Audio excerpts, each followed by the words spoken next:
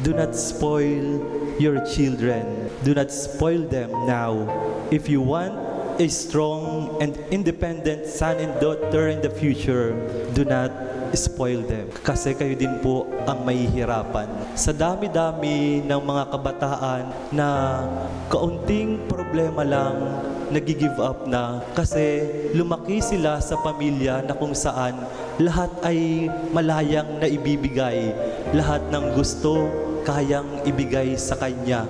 Kaya naman, pag sila na yung mamumuhay ng kanila na lamang, nahihirapan sila. Remember, hindi po tayo habang buhay dito. Remember, hindi po habang buhay, kayo ay kasama ng mga anak ninyo. Dapat matutunan nilang mamuhay kung paano mamuhay ng independent at hindi laging nakadepende sa kakayanan ng magulang. Or else, nagpapalaki kayo ng isang anak na umaasa lamang sa iba.